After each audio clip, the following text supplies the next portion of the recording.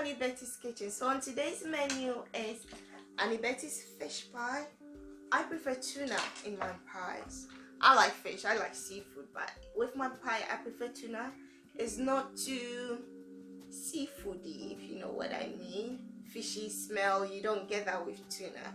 So I use tuna, but you can use whichever fish you prefer. So come, let's go.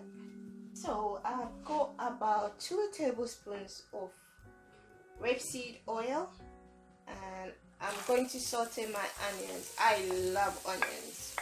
Onions in pie filling. It makes the filling so nice. So I've got shallots, I've got red onion, white onion, and spring onions. So I'm going to saute all these. Once it's sauteed, then I'll add my, you remember the spice mix. If you haven't watched that, go watch the jollof rice recipe. I've got how you can make these. So our onions have been sauteing for about 5 minutes now. In goes in our spice mix. Spice mix is well mixed with the onions, and in goes our chopped tomatoes. I love to use the plum tomatoes. It's got the sweetness. It's really lovely. So in goes our tomatoes. In goes our vegetables. I have some carrots and peas. So I'm going to add that to it. And I like crunch in my vegetables, so it wouldn't stew for long. Then in goes my spices. So I've got mixed herbs, I've got paprika, some nutmeg, and it goes. And that's a soy sauce.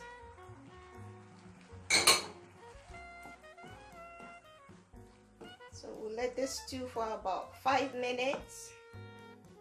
We taste.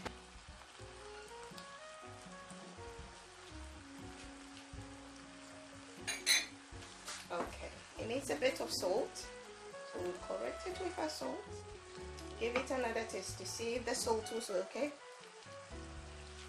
Perfect. So now in goes our corn flour.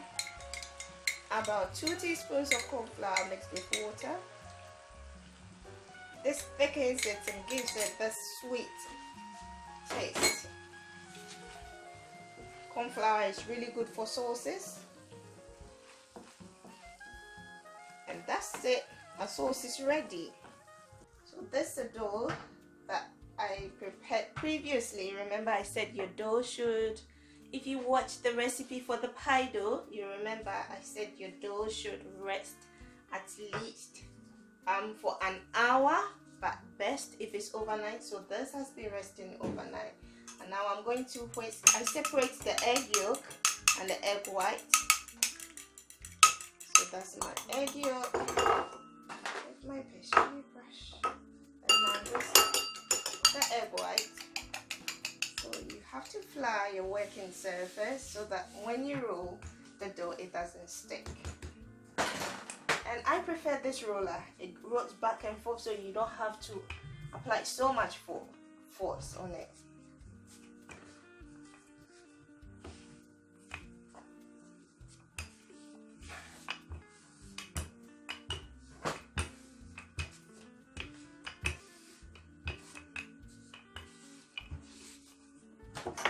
Use your pastry cutter to cut into the desired shape you want. I'm making mine round. You can make them square. If you don't have this, you can make them square. I'll show you how to make it a square if you don't have the pastry cutter. And if you don't have the rolling pin, you can always improvise. You use a bottle to roll it. I'm going to roll this over. Then I'll show you how to make it a square using just your knife if you don't have the pastry cutter. If you don't have the pastry cutter, you can just use your knife to cut out your shape. Any shape you want. You can make a triangle, you can make a square. Be creative. Food is about creativity. And how I differentiate my pie. So sometimes I make fish pie, I make beef, I make chicken. So how I differentiate? So I've got these cutters. It's pastry, alphabet cutters for pastry. We use F for fish to cut out the letter. This is the tuna mixed with the vegetable mix, and now we fill it up. And remember to fill your pie up so that each bite you get a filling.